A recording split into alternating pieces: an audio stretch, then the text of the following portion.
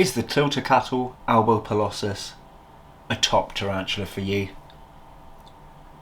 Something I really admire about these guys.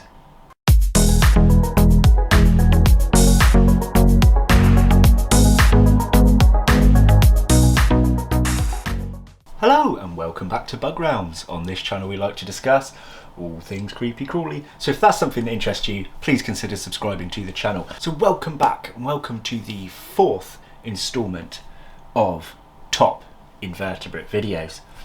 So if you're unaware, top invertebrate videos are my version of a prolonged full collection tour. We will be covering every animal here in the realm if you guys like these kind of videos. So here in this sort of sweet jar enclosure, hexagonal enclosure, just down here, I'm not sure if you can see, is a juvenile specimen of a Tliltocatl albopilosus, something you may have known once as Brachypelma albopilosum. Now, I actually have two juveniles and I have a few slings of this too. I won't be featuring the slings in today's video. Even with a macro lens, they are super dinky and quite often are burrowed away. I have now in fact actually created a playlist as well. If you want to see my top invertebrate videos, you can click on the playlist. There'll be a link in every description of every video below, providing I remember, so that you can check out the full collection tour works all together in one series. Now, bit of backstory before we get on to the categories. A few of my slings are the Ometepe version, which are kind of like have a more bluish tinge, and they were bought from the spider shop. One of my specimens was in a mystery box, but the one we're featuring here was actually a gift from a very good friend of mine, David Dance from House of Bugs, who gifted me two slings a very long time ago. One of them was an H. gigas, which unfortunately passed, and the other was a true form Nicaraguan curly hair or Tliltocatl albopilosus. And it's grown with me ever since, and I absolutely adore this one. I think that some of mine might get passed on in the future depending on what sexes I have, but this one is staying with me. The one that Dave got me is staying with me. So some of the footage you are going to see of these are in their previous home before they went into this shaped enclosure, so just to save any confusion there. So first of all, let's discuss appearance and give that a scoring out of 10. So the Tliltocatl albopilosus is quite often referred to as a pretty boring looking spider, but it does have one unique characteristic, and that is the curly hairs that form on this tarantula. That's why its common name is the curly hair tarantula, or the pube tarantula for you naughty people. Right, anyway, enough of that sound naughty. So aside from those fantastic curly hairs, these tarantulas are pretty bog standard coloration. So you've got your kind of greyy browns, maybe almost reddish tones, and they have those kind of light beige hairs all over the body. Now, if you don't have a true form like mine and you have more of a hobby form, sorry, naughty phone, you'll have less of the kind of curly hair appearance that you would of a true Nicaraguan form like I have here. Yes, they are kind of those bland colorations, but they do have that uniqueness of the curly hairs. So for me, I'm going to score them a 5 out of 10. I think without that special unique curly hair appearance, I would have more likely scored them about a 3 in appearance overall. It's not that I don't think that they're beautiful, it's just that in comparison to some of the striking colorations we have here in the realm, it just doesn't fit the bill for me. So the next category we are going to discuss is visibility. Now, my specimens are very different. You see this one here, my gift from Dave, this one is always out and about and has actually buried its hide, completely buried its hide. So it does have access to get back in with a little bit of digging involved, but it doesn't really do so. Whereas my other juvenile specimen spends all of its time in the hide. So it's a very difficult one to pick. But you know what? For a majority of this one's life, my favourite one of all of my albopilosus, it's out quite a lot.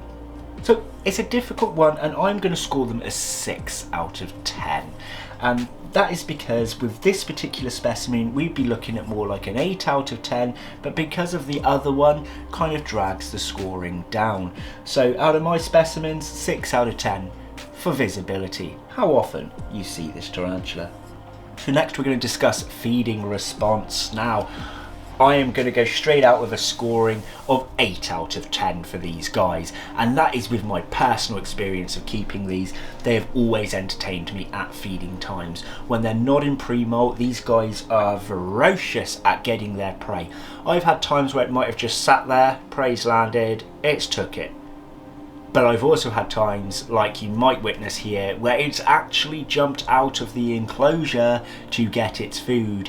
This was a well-fed T as it was. It hadn't gone that long, maybe a week, 2 weeks without feeding, and it just leaped to get that prey item. It was phenomenal, right?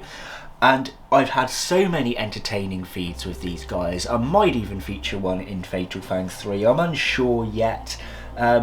But I really do like feeding days with these guys. So I think, to me, that's an appropriate score.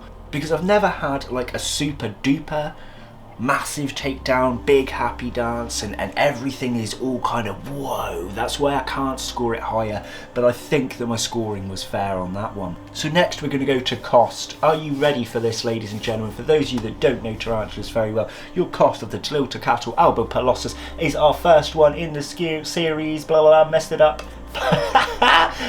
First one in the series, scoring 10 out of 10. The full marks, and that is because these guys are cheaper than, I can't think of anything, let me think. Yeah, I don't know. They're cheaper than a lot of things.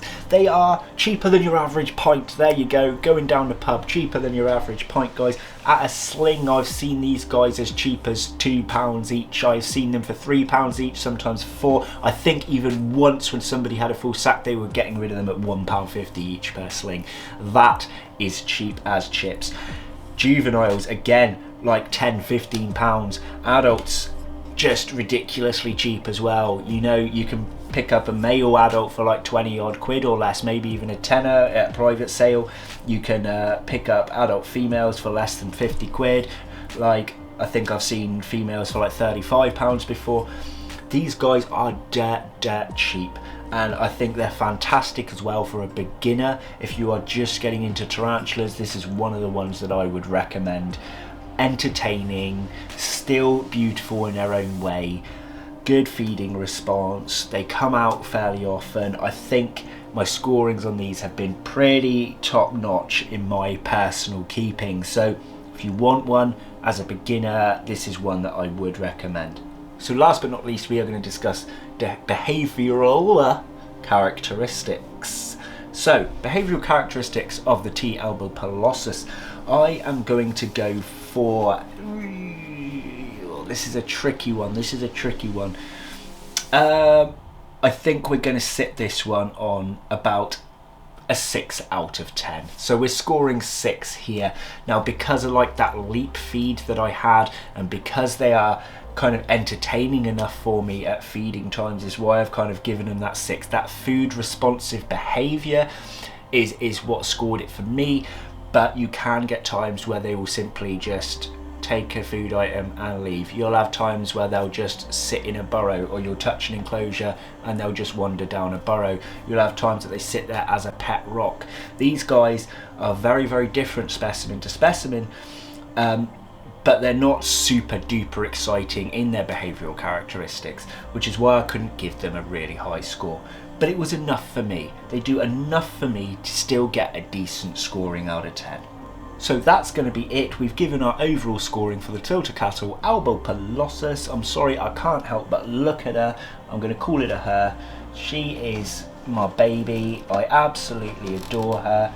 You see how I've opened this enclosure, well, you probably didn't see, and she simply just strolled on over to go into a digging space she has made.